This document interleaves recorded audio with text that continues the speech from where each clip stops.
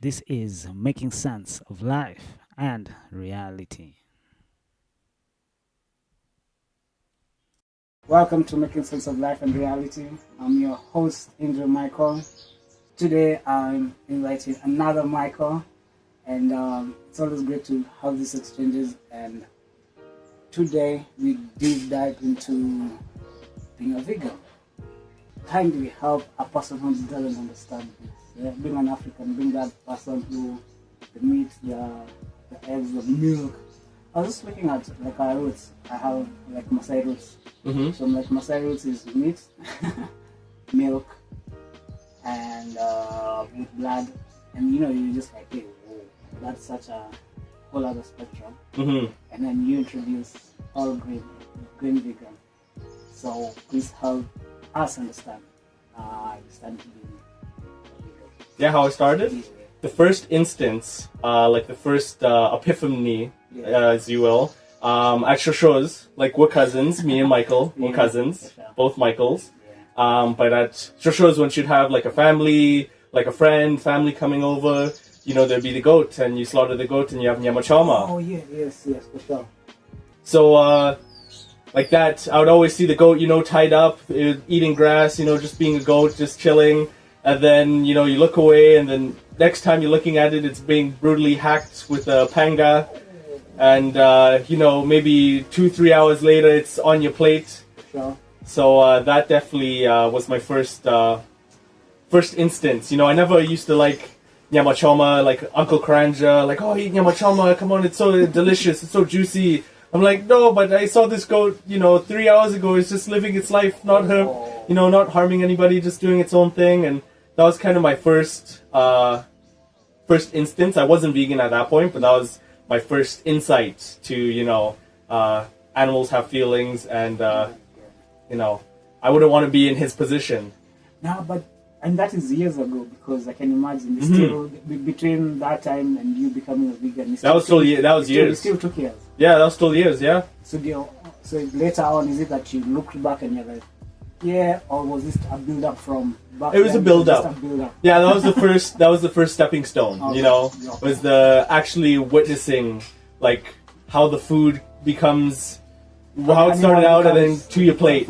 Oh, you don't really think about delicious hamburgers. You don't think about the cow that was turned into the hamburgers. So that was the first stepping stone. Okay. Was thinking about that.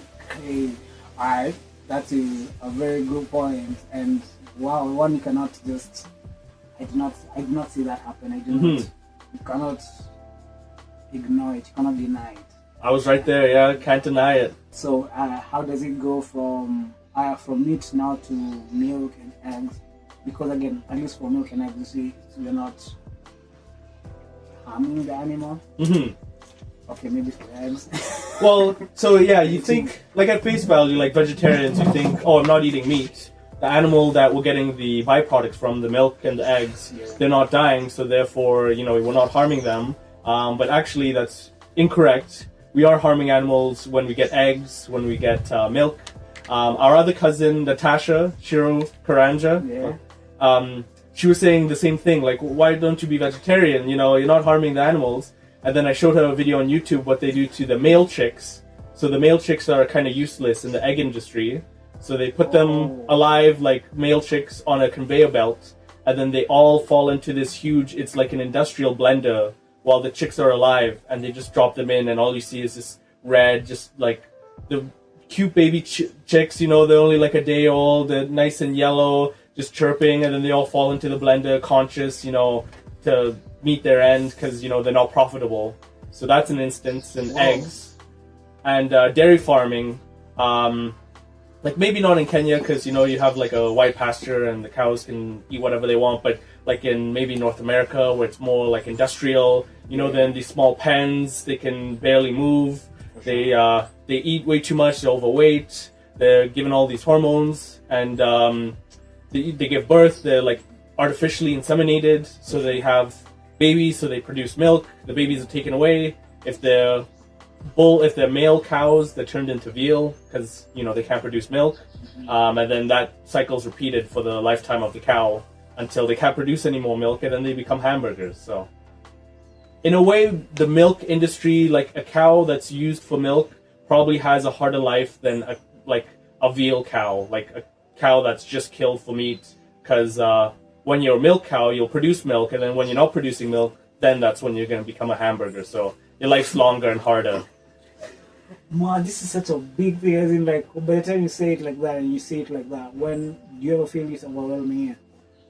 Personally, I don't feel it overwhelming. I don't know, like maybe stoicism, kind of. Nice. It's kind of the way the world is, and there's nothing like feasibly we could do to change it. So I don't kind of like ponder on those thoughts, like get in my head. So not really, but I wish it was different. Sure. No, definitely looking at facts like those and having one of the things I usually say is when you see something, it's really hard to tell somebody to unsee. If you ever saw something and it hit in your mind in a certain way and you got the realization, you don't really have to do a lot for you to not unrealize it. So that's why even asking the overwhelming question, because what's that is a lot of cruelty and even just from meat production. Nowadays even in Kenya, donkeys don't have donkeys are in a threat. Yeah. So apparently there's donkey beef out here because it's not trying to get the cow beef. And I'm like, yo, the people are gone. Yeah. So by the time you're saying you bring them back, I love how you have the realization of like, yo, this is how the world is, and there's not much I can do about it. But again, I love the personal responsibility that you take upon yourself to be like, yo, I cannot do all that, but at least I can do it. Yeah, exactly. I can't change the world, but I can change my world. So, Sure. Yeah. Hey, that's amazing. Because even making sense of life and reality usually fall out to you to understand your world, because even your world is still in another world. So you have to understand the dynamics of both and how they relate and how they interact. Because you know how there's this thing of mwenye nguvu mpishe, that is don't hold strength, let them give them way, because you'll be crushed if you get into the way, right? And at times, getting into the big wave will really just take you away. So you just maintain your peace from the show, and then you're like, yeah, I'm good for me. Yeah. It's a very good concept. Help us understand the difference between a vegan and a vegetarian. Yeah, so most definitely. Auntie Lucy keeps on calling me a vegetarian, and I have to remind her, no, I'm vegan. It's different. Because yes, you should watch this episode. Yeah, I'll most make it definitely. into a shot for her. Yeah. So vegetarian. They don't eat meat, but they will eat eggs and cheese. A vegan will not eat any animal byproducts. So I don't eat meat. I don't eat dairy. So no cheese, no milk. I don't eat eggs. I don't take fish oil supplements. So no animal byproducts. Oh, so even fish is out of the question. Even fish. No, definitely no fish.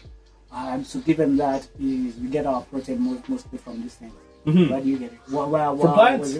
Okay. Yeah. Which plants can we say, at least when people listen to this, they're like, yeah, he said he's vegan. So he doesn't eat this and this and this and this. But what does he eat? Yeah. So the bulk of my diet is protein-wise. I would say tofu is my go-to because tofu is relatively inexpensive. It's high in protein, and I find it's delicious depending how you season it. And that's my go-to. I would say beans. Beans are a really good source of protein. Kidney beans, black beans, chickpeas. So that's kind of the bulk of my protein. I go to the gym, so I also take a vegan protein supplement, I guess you can say. Okay. Have a protein shake. Instead of being whey protein, it's pea protein. Nice. So, yeah. So you it's a shake. So it's a pea. So it's more or less like kale. It's green. It's a green drink. It's not. It's still a powder. It's like okay. You couldn't tell the difference between whey protein powder and vegan protein powder if you just looked at the powders. So this is industrially processed. Yes, industrial process. It's like whey protein, but again, this one is whey protein for vegans. Yes, exactly. Okay. Yeah. Hey, that's amazing. What is the one non-vegan food that still smells so good almost makes you question your entire reality? I don't really. I don't know. Not anything specifically. Like if I go to like a restaurant, like me and our cousin Natasha went to the Italian restaurant in Village Market. I can't remember the name. We went there for dinner yesterday, and they're like they have the pizza fire oven, and you can smell like the pizzas they're making, and it smells good. I can't deny that it smells good. Like nothing in particular, but there's still plenty of foods like that kind of smells good. Oh, but, sure. For sure, yeah. But again, there's also vegan pizza. Right? There's vegan pizza, yeah. But again, what do they use for the cheese? They use they use dairy-free cheese. So very common is cashew. Like you'll blend up cashews and add like water, and you can make cheese that way. You can definitely tell the difference between vegan dairy-free cheese and real cheese. But I wasn't even that big into cheese, so I don't really mind. Yo, no, you say that right now. We're cousins, so I've seen you younger, and I know your bread, your cheese, your bread. Yeah. No meat in between. I'm like, this boy will just eat that cheese like that, and you eat it for life. Or I'm like, okay, because again, you're growing, you all need the energy. Around, so kids, you allow them peace. So I know you're a cheese person, but again, now you see from that, in this one, I'm usually amazed by how in this one life, you grow from being a baby who can't do anything for themselves. You can't do anything for yourself to grow up to be an adult who will take care of his family, the nuclear family, the extended family, be a man, be a president, be that person in this one lifetime, not in 2 lifetimes, just one lifetime. So I actually like how dynamic life is. And I'm like, I want to get to the place where it can be of more acceptance, where people change. You have a view and you change, and it's okay. It should be respectable to the next person to be like, those friends will be like, hey, what do you mean? Yeah. You weak person. And then, because again, that's usually a very common concept of people telling you they'll beat you, and then you're like, nah, man, it's a meat fast. It's a meat fast before you come and fight me, because maybe you really don't have strength. But again, now you see, now you are is that person. And then here is you who is now vegan. Look at your bulk, all plant protein, which is, it's been recommended in the Bible. Even by the army, there was an army, the soldiers in the army. It was this bunch of group who fed on meat. This was about this group that fed on plants, vegan food. Let me say that. And definitely, the vegan people are really more nourished than the group that are eating meat. So you're just like, knowledge is so wide at times. You're like, I know this, and then you're like, no, you know this, but I mean all of this. So with that, help us understand how you feel, and especially with the diet and kind of differences you felt from the time you are eating meat to now that you're not eating meat. Yeah. So yeah, when I was in high school, I had, I would say, like mild IBS, irritable bowel syndrome. Like, I'd have like my stomach would growl, like I'd have somewhat intense like abdominal pains for my stomach. So that was an issue that I kind of just, lived with. Like, it wasn't bad enough that I'll go see a doctor, but it was definitely annoying. Like, so that was one thing that I experienced. And when I went vegan, it just completely went away. Like, no IBS. Like, I would have it daily, pretty much. The stomach, abdominal pains, and it went away as soon as I went vegan. So that was a really nice plus. I would say my energy, I feel like most vegans like self-report that when they go vegan, that they feel like they have more energy. I felt the same. I don't know if it's because I was maybe eating more carbohydrates, so I had more energy, but I felt that kind of spike in energy.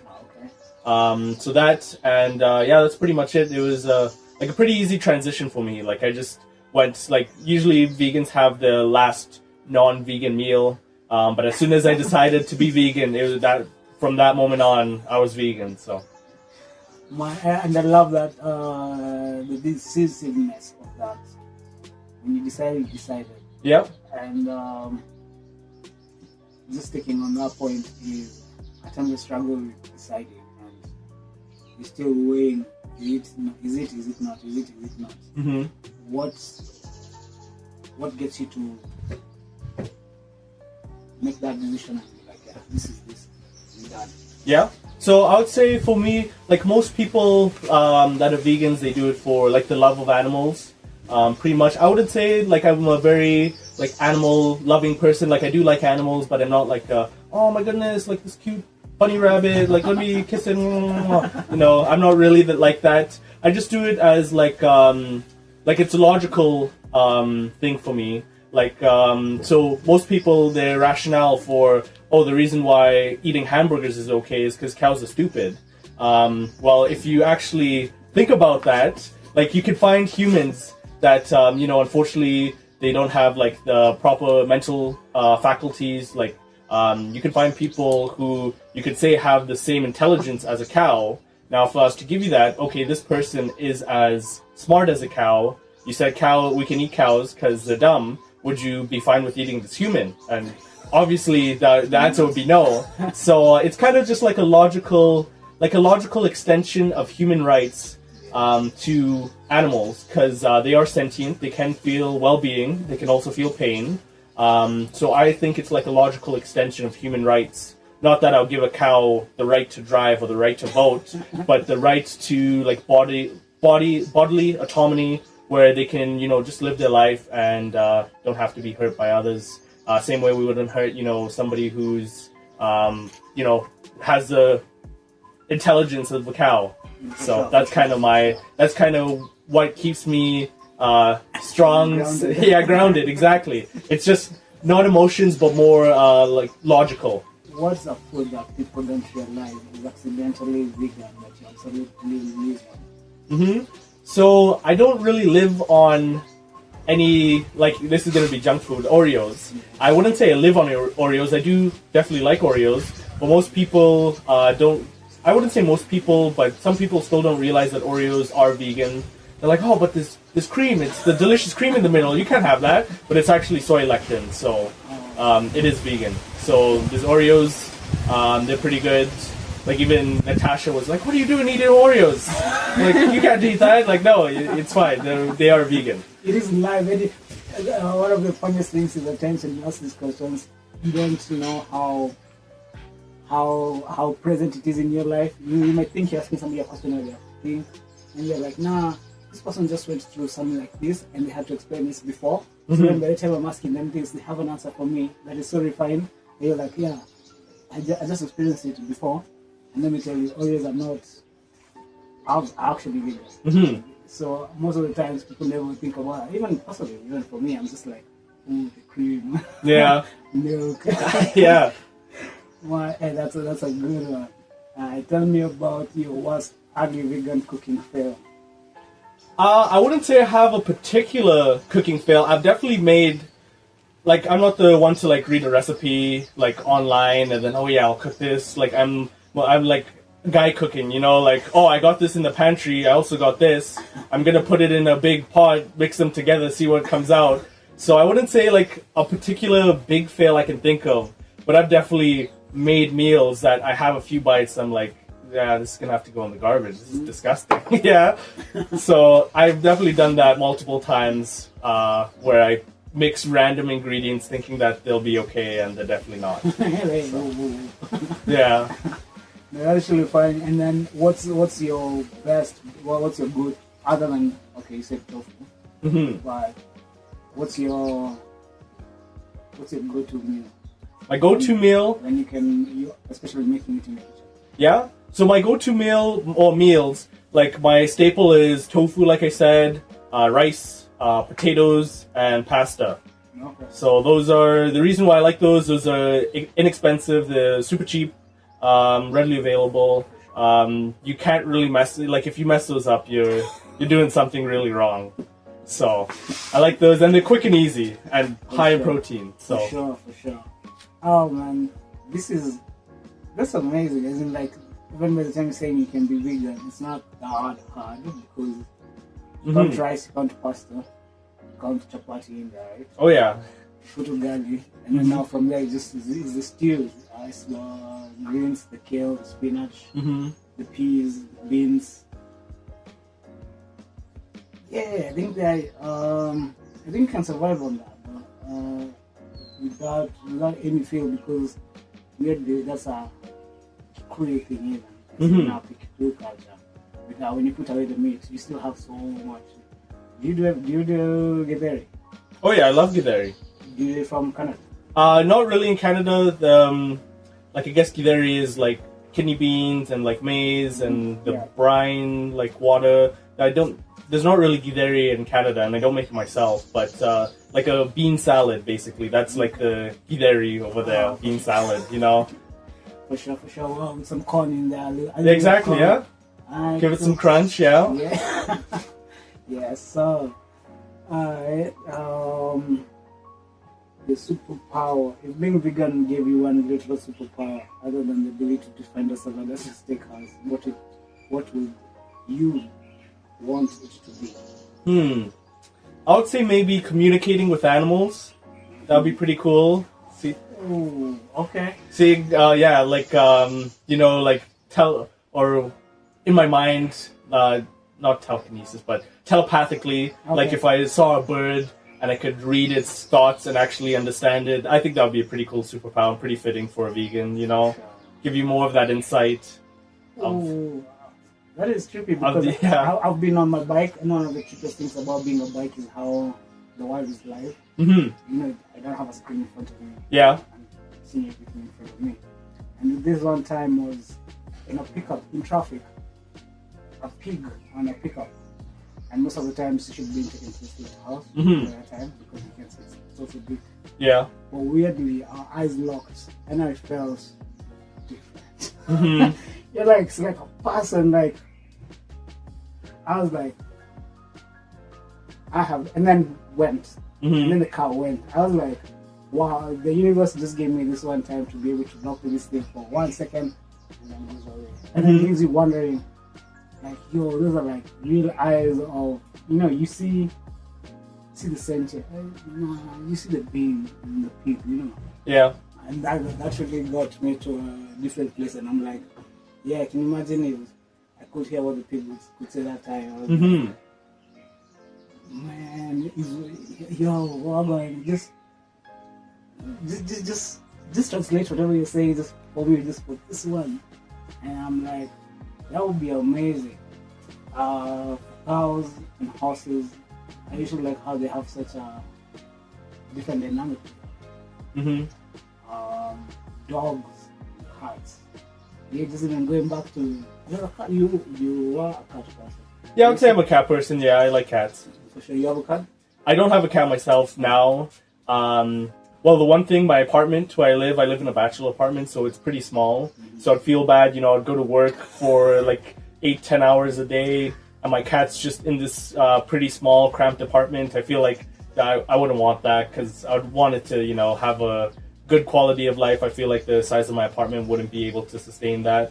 And also, if I was to have a cat, I would want to feed them vegan as well. Like, I wouldn't buy traditional cat food, because there's vegans that they eat vegan or plant-based, but then they'll have like a cat or a dog, and they feed them animals. They feed them cat food, dog food.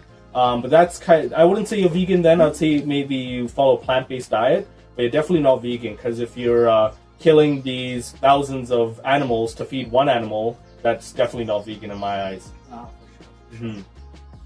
Well, okay, but now your cat goes out hunting. That's nice. Yeah, I would definitely. That is an issue. Yeah, cats are extremely effective predators.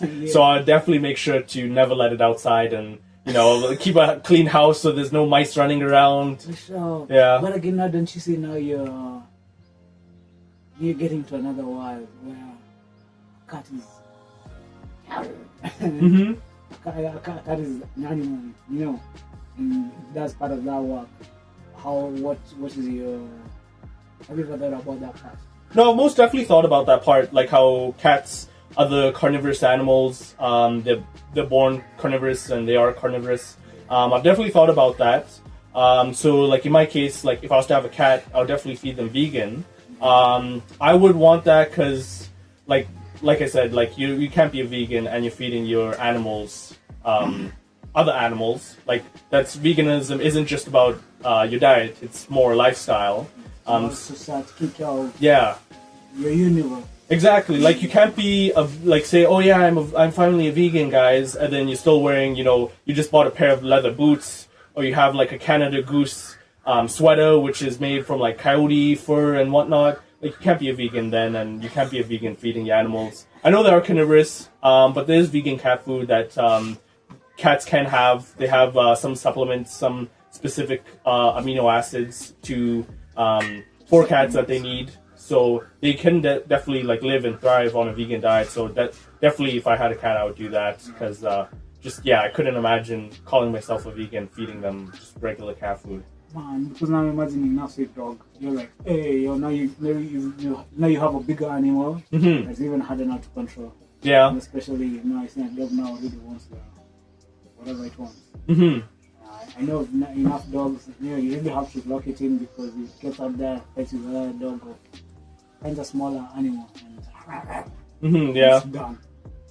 So I'm imagining, going with being a cat person is a way better option compared to being a dog person. Yeah. Because dogs are really... And you can imagine how dogs will just get out and just run before it, just to get out it's sugar. It's body sugar. And man, being a cat person is way calmer. Way calmer. And maybe I have cats that usually come to my door. And at least for the times I don't have meat, and you're like, oh man, I don't have anything to give you, and I realize they eat bread. So I give them bread. Yeah. And at times it doesn't eat it with the side of eating meat. Oh yeah. But again, I close the door, I go away, I come back, it's clean. Yeah. So I'm like, that cat must be hungry. And yes, it can eat other stuff other than just meat. So well agreed. Alright, the family table. Who's the hardest person in our family to explain your diet to? The hardest person. I think it's a tie between Uncle Shege, so our cousin's father, Uncle Shege, and your father, Uncle Joe. I think it's a tie between them because Uncle Shege, he'll be eating, his food. Like last time, I think he was eating maybe like fish that Moshi made for him. And he's like, oh, Michael, why don't you take a bite? Oh, yeah, you're vegan. Sorry. Well, why don't you take a bite? Like, it's not going to hurt. I'm like, no, I'm not going to take a bite. And Uncle Joe, he's like, you're vegan, but meat's good for you. You need this. You need, at least milk. Like maybe this. That's a Masai in him. Yeah, they accept that I'm a vegan, but they're still kind of pushy. Like, this one time, come on, you might like it. So I'd say it's a tie between those two. For sure. Relax on a boy. Relax on a boy. The classic annoying question. You're stranded on a desert island with a pig. Do you eat the pig? Do you and the pig become the best friends and start a coconut farm? So if I could start a coconut farm and sustain myself, that would be my preferred choice. But if I was stranded on an island with no other food apart from a pig, I probably would kill the pig and eat it. So I don't, being a vegan, I wouldn't have a problem prioritizing my own life over another one, given a certain situation where it's either eat or be eaten, basically. So I'd feel bad about doing it, but I probably would, because I'm selfish. I want to live. I have my priorities, which is myself. For sure. But if I could, eat a coconut farm, or there's some other way I could do it, eat coconuts, eat some wild berries or something, that would be my preference. But worst comes to worst, my back's against the wall, I have to eat or be eaten, I guess I'll do the eating, For sure. Very well understood, because at the end of it all, making sense of life and realities for you to sustain yourself, to make sense so that you can know where not to step badly, to know where to go, where not to go, how to go, where you need to go. So in supporting all that, yes, it makes sense that we have our lives to sustain. Even as a biker, I usually say, because why a biker is because how vulnerable you are. People on the road, car just hit you from the side. That's it. Yeah. It's a whole other story for you. So, given that, you become very aware of personal responsibility to sustaining your own life. And by you doing that, you come and realize you take care of also other people because you're aware of the amazingness of life, of the value of life. That you're like, you know what? I don't need to do this. I don't need to get myself into this. And through that, you don't get another person into this mess. Because even like weirdly on the road, when car accidents happen, it's usually just get out of your car and then just come out, look at your car, the other person does the same. And I'm usually like, I hate that part. You stop your car. Whatever hurry you had, you will be getting late somewhere. If you're going to an important thing, if you're going home, that doesn't matter anymore. You'll be here until this thing is sorted. Yeah. If you're no cops, if there's no understanding between the two people, it goes even longer. Yeah. So you're like, that part I avoided a lot. So personal responsibility to not getting into situations where you're harmed makes a really good sense. So you're like, you know what? Yep. Mr. Pig, we need to survive. So yeah. I definitely feel bad about it. Yeah, definitely. Yeah. Definitely. I love how the last time I asked you about what what would happen if you ate like meat or just went against the vegan ways, and what for you was the conviction of it. And with that, I was just like, you know what? You'd be convicted over that, over your own decision. You don't even need anybody else to be here, but again, you just want to be comfortable enough with the decision My own skin. yourself. Yeah. That day, that time, because these things will come over and over and over and over again, and every time you stand for it, you're just like, hey, it's another pass, it's another tick, it's another another strike for the soldier. So no, bless up to making good decisions for your own life, and still shooting for your goals, because again you understand of what you don't need. That may stop you from getting to your goals, and that is the big thing. Even in the new year, it's about goals, it's about being decisive, it's about going for going for the best in your own life, in your own path of life, right? You are a mechanic too, so how does this thing come and intervene? Because another great gift about life is the ability to engage and to explore different talents and different skills. And for this one, we are all multi-talented or multi-faceted to be able to handle different things in different ways. Because you have knowledge, you have experience. And for this one, you know how to talk to cars. You don't know how to talk to animals, but I know you know how to talk to cars. So please tell us about being a mechanic and how that makes sense in your life. And what do you love about your job? Yeah. So yeah, being a mechanic, like first off, like hands-on, like not like working a office job, so to say. You're doing like hands-on, so like you're fixing car that was previously broken. You fixed it; it's now fixed. So you get that feeling of it's like doing the dishes. Like the dishes are piled up. You got to do them. You finally do them. The sink's all clean. Your kitchen's clean. You just get that feeling like I accomplished something. Like yes, it's done. I feel good. So that's one of the things that I like about being like working on cars is that feeling that I actually I did something with my own hands. Like it was once broken, I fixed it. It's now good, all because of me. So that's one thing I really like about like that positive feedback. Like being in an office job, I guess you can still kind of get that, but maybe not for myself. Like I'm sure somebody can have a positive feedback from doing office work, but me, like it's working on a car, making it better than what it was beforehand. So yeah, that's definitely like I feel that's like a lot of people that I guess started to become a mechanic. They kind of felt like they've worked on cars before, and I accomplished this. It was kind of hard, but I just stuck through it. I finally got it done. It's all good now. So that's definitely like a driving force. Like just the satisfaction, yeah, that you get. Sure. So yeah, it is rewarding. It can be hard in the beginning, like I don't want to do this. This is so much work. there's so much oil, it's so greasy under here, like this really sucks. And then you get it fixed and it's looking all good and it's done right, you feel good. So yeah. For sure. I usually imagine those places where, can you imagine for the people who don't know anything about the car and they still bring their knowledge and be like, oh man, what is happening here? And then zero knowledge or just basically underknowledged in this field. So for you who's knowledge, do you ever feel the lucky part of like, well, you know, somebody does something to the car and you're like, nah, that's not okay. They know it's all not okay, but again, you know why or why it is not okay. So just having that knowledge, I actually feel so much peace when my mechanic does that thing, and then you're like, oh thank God, there's somebody who knows what's happening here, knows how to deal with it, and I'm back on the road and I'm like, oh man, that bike feels so good.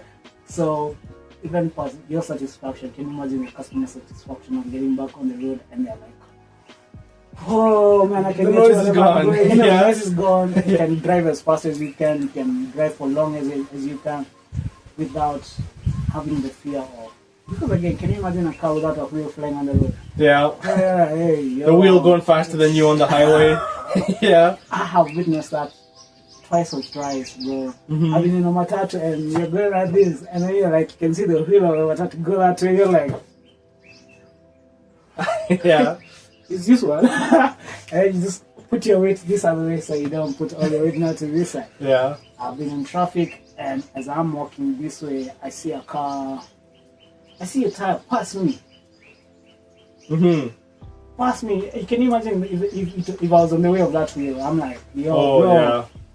Yeah. So even just saying that just gives you even like more responsibility as a mechanic to feel like, yo, I keep people safe on the road. Most definitely, yeah. Like your people's lives are in your hands. Like some people might not really think that, but at the end of the day, if you mess up, the lug nuts are left loose and your wheel flies off, that's somebody's life that was in your hands. So let me add another one. Being a biker really just opens up the world and to show you how many risks are there.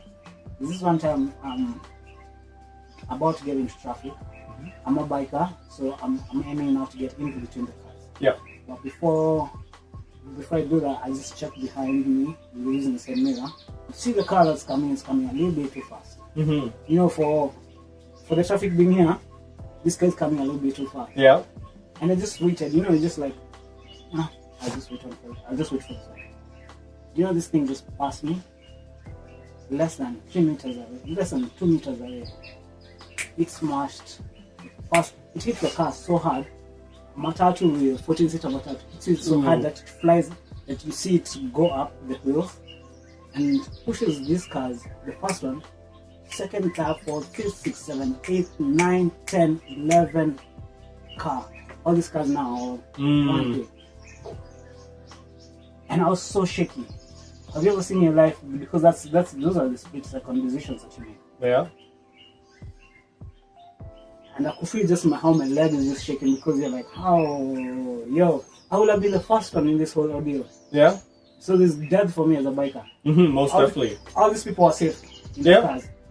All these people are safe. If I was there, I was looking at those possibilities. I was like, either I could have flown up or flown into the car or just got smashed into the car. Yeah. You look at all those options, you're like, there's no option that was, any good. Yeah.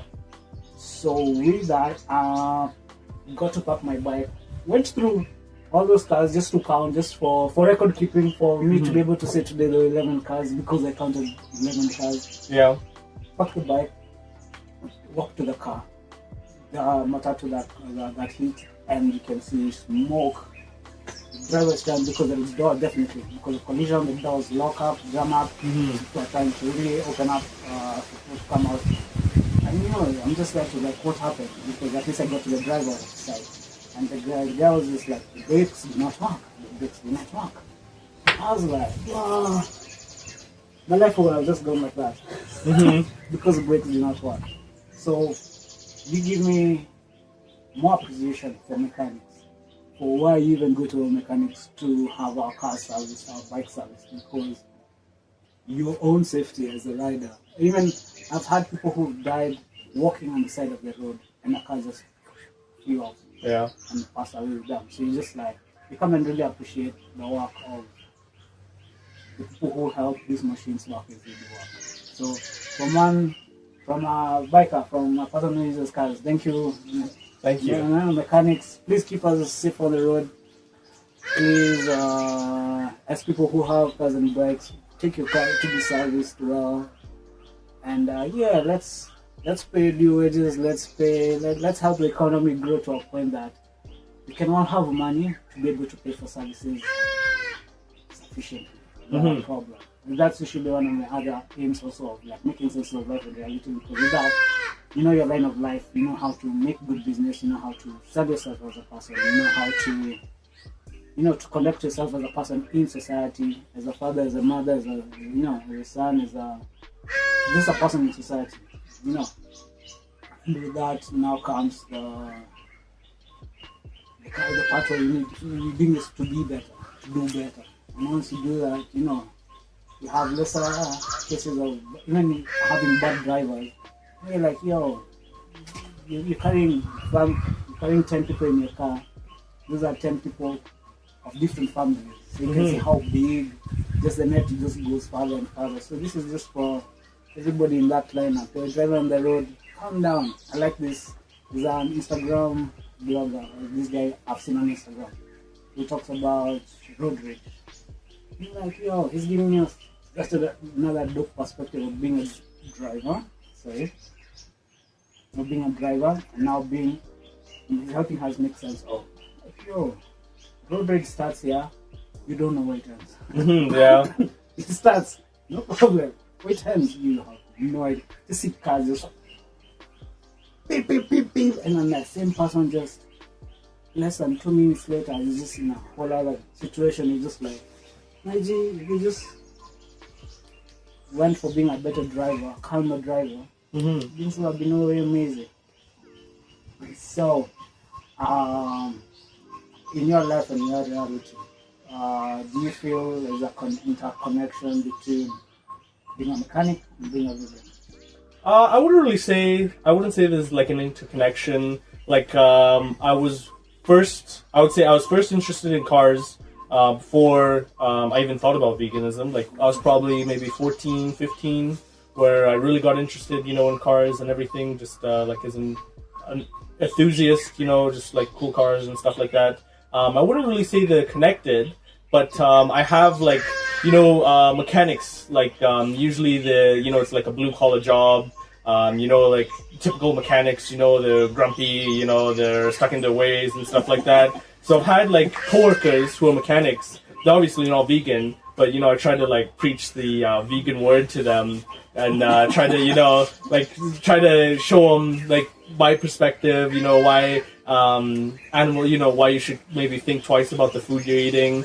So maybe they're connected kind of in that way. Like, since I'm such a niche, a vegan and a mechanic, like there's probably not a lot of us out there. I kind of like try to spread the vegan word. So now, as you're saying that, I'm just like, are you for, you say gasoline, petrol, or just motor engines versus the electric engines now? So that's hard. Like what you want personally and what is like feasible. Like, I would say like electric cars, like they say 2030, we're gonna like ICE, so internal combustion engines, they're gonna be a thing of the past. They're gonna be dinosaurs. 2030, all electric cars and whatnot. I'm not sure how well they'll work out, like given the infrastructure, like Tesla charging stations. Like, if we'll have enough Tesla charging stations, like North America, really cold winters, like -20, like how feasible those electric vehicles will be in winter conditions where, it's -20, the batteries are draining super fast because it's so cold and they get less of a range. So I don't know, like personally, like obviously I'd want, less pollution in the world, less greenhouse gases, less everything, more ozone. So I definitely want that. But I don't think that it's kind of sustainable, like people are saying, like 2030, electric cars are going to be the new thing. I definitely say hybrid cars. Those are definitely like sustainable. They're really good. I wouldn't say like electric cars, because even electric cars themselves, the mining the resources like lithium and all that is actually very harmful to the environment, and even how they generate the electricity for the electric cars. Like what's the difference between driving a regular gasoline vehicle or you're driving a Tesla, but to charge your Tesla using like a diesel generator to make the electricity for your Tesla? So I wouldn't say electric cars, but maybe hybrid vehicles. Yeah. Awesome. Wow. You got a view from a mechanic. Because I've had that in so many times. The people who are so EV, and other people are like, oh, what is EV? You're like, no, thank you. Yeah.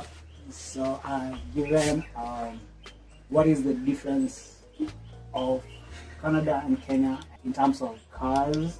Well, our cars are left-hand drive. Cars here are right-hand drive. Okay. They say Canadians drive the most in the world on average. They drive like 20,000 kilometers a year because Canada is a huge country. Okay. So you kind of, if you're in the middle of nowhere, you kind of have to drive somewhere. You have to have your own car. You're very car dependent. Yes.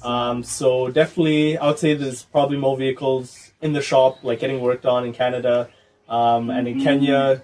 I wouldn't say not so much because, you go somewhere, it's like half an hour drive, but you've only gone, 10 kilometers. Whereas in Canada, if you're driving for half an hour, you're in the next town, you're like 50 kilometers. So, Man, good difference. A good, it's a very different life and reality. Not, life and reality, because sometimes I usually say the same life but different realities. But at times I'm like, other cases, different life, different realities. Wow. What is your advice to people on how to maintain their cars? How to maintain the cars? I would say don't skip out on maintenance intervals. Like, your oil change. Oil change usually every 5,000 kilometers. I'm kind of short on money this month. I'll maybe just push it 10,000 kilometers. I would say just do like basic maintenance, like get your oil change done on time. Get your transmission fluid done whenever your manufacturer recommends.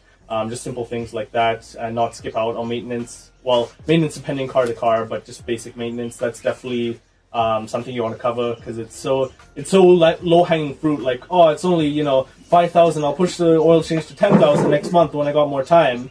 But you're spending, I don't know how many shillings it would be. Like, let's say 10,000 shilling oil change.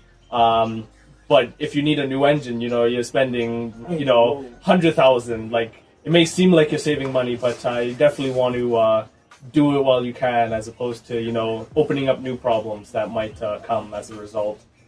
Crazy. Actually, it's usually funny at times when you're finding of ways of implementing solutions, and then you open up new problems. And you're like, what kind of problems do you ever come across other than engine change?